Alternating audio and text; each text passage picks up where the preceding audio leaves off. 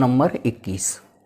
इसमें अवकल समीकरण ये दिया है और घबराना मत, ये कोई खास, इसका मतलब है, इसका सेंस है x इक्वल टू 0 पर y की वैल्यू क्या है 1 है। तो ऐसे लिख दो चाहे ऐसे लिख दो, माना x इक्वल टू 0 पर y की वैल्यू 1 पढ़ा जाता है इसको, ठीक है।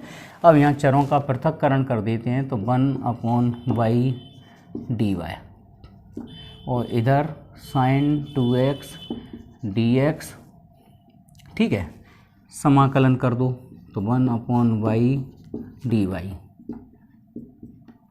sin 2x dx और प्लस, चलो log c ले लेते हैं, तो यहाँ log y आ जाएगा। sin 2x का इंटीग्रेशन sin थीटा पढ़ेंगे, sin थीटा का समाकलन माइनस कॉस थीटा होता है, तो माइनस कॉस 2x और डिवाइड में 2 आ जाएगा और प्लस log c, ठीक है। अब इसमें पुट कर दो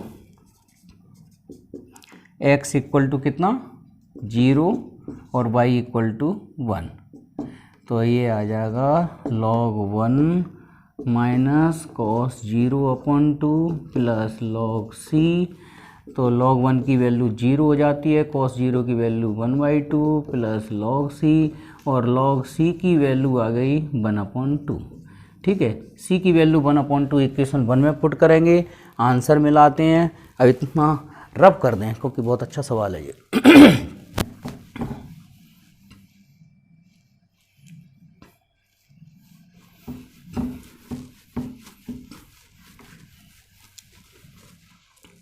हाँ जी, तो यहाँ ये था इक्वेशन 1, यहाँ लिखेंगे पुट इन इक्वेशन नंबर 1, तो log y equal to -1/2 cos 2x plus, हाँ log c की वैल्यू कितनी निकली, अब मैं भूल गया तो यहाँ देख लेता हूँ मैं, यहाँ y की जगह मैंने रखा था 1 log 0 cos 0 1/2 आई थी, है ना, तो यहाँ log c की वैल्यू 1/2 आई थी, 1/2 रख दी मैंने, तो log y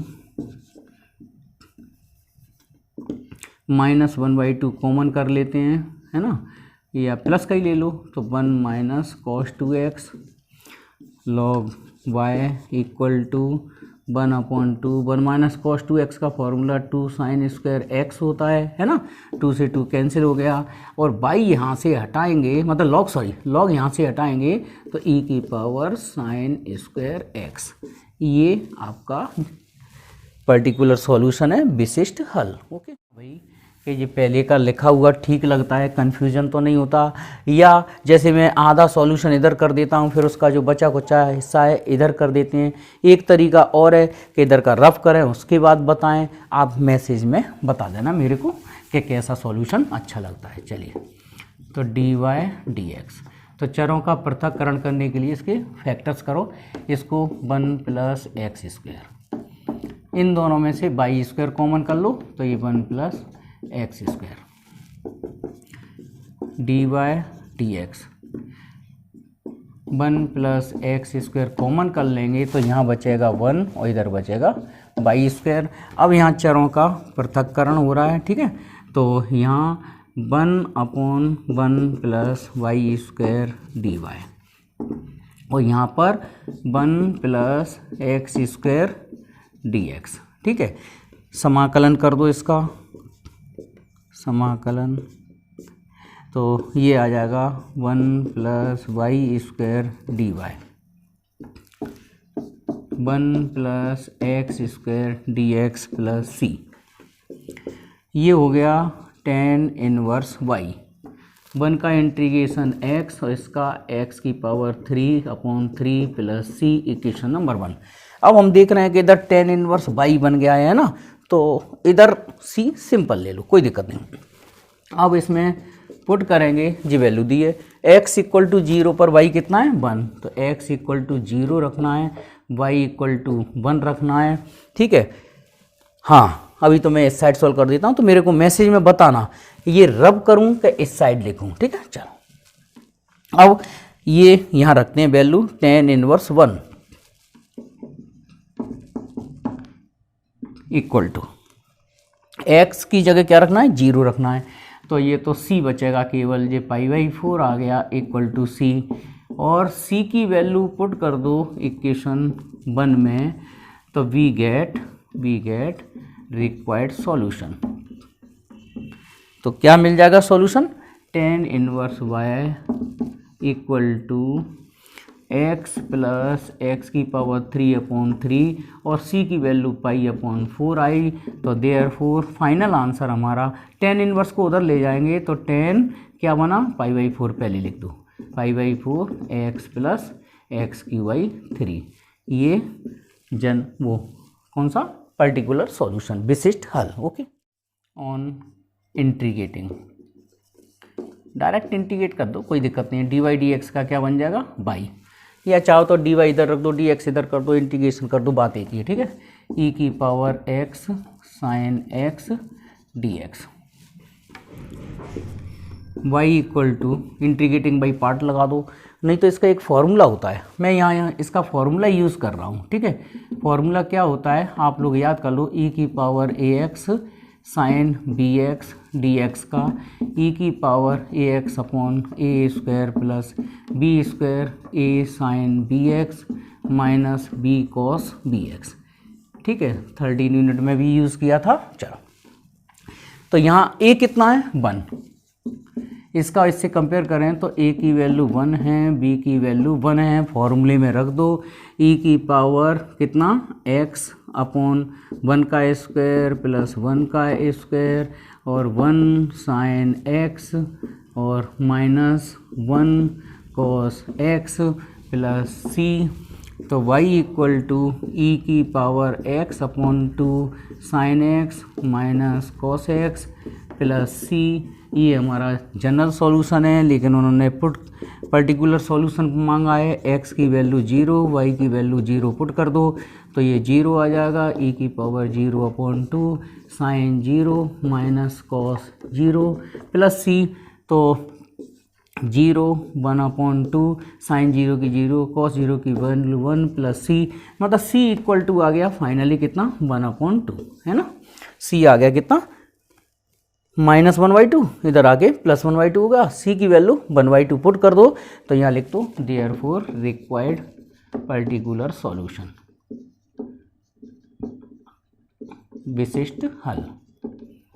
तो y इक्वल टू e की पावर x अपॉन 2, ठीक है, sine x minus cos x, और c की वैल्यू भी 1/2 रख दो, और कर दो 2 का मल्टीप्लाई कर दो, तो ये बन जाएगा 2y इक्वल टू e की power x sine x minus cos x plus 1 को भी इधर ले आओ, तो 2y minus 1 equal to e की power x sine x minus cos x। ये हमारा इस सवाल का जवाब हो गया। ओके, चलो सवाल नंबर 24, डिफरेंशियल इक्वेशन ये है, और जब भी आपका डिफरेंशियल कोएफिशिएंट ट्रांसडेंटल फंक्शन में आ जाए उसको हटाइए पहले। तो जैसे एक सवाल में यहाँ लॉग आया था तो लॉग को हटाया, अब कॉस आ गया तो कॉस को हटाया। ट्रांसडेंटल फंक्शन माने नॉन एल्जेब्रिक फंक्शन। चलिए, तो dy/dx equal to cos inverse a, कर दो इंटीग्रेट ऑन इंटीग्रेटिंग, समाकलन करने पर, तो ये तो y हो जाएगा, ये आ जाएगा cos इनवर्स a और 1 dx प्लस c, ठीक है। तो y equal to cos inverse a, 1 का इंटीग्रेशन x हो गया प्लस c, इक्वेशन नंबर 1। अब ये यहाँ तक हमारा जनरल सॉल्यूशन है। अब हमें पर्टिकुलर सॉल्यूशन, विशिष्ट हल बनाना है इसका, मतलब यहाँ तक ये व्यापक हल कहलाता है, ठीक है।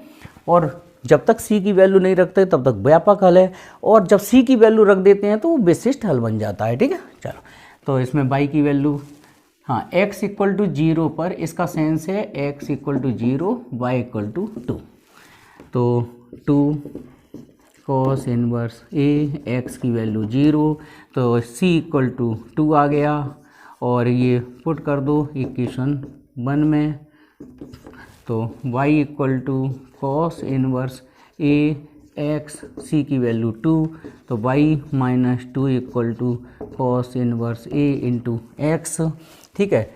और सी की वैल्यू कितना रख दी हमने, 2 रख दी, तो 2 को इधर लिख दिया, एक स्टेप बढ़ाना है तो बढ़ा दो भाई, सी की वैल्यू पहले ऐसा रखो, यहाँ रख दो, 2 को इधर ले आओ, तो y - 2 equal to x cos inverse A.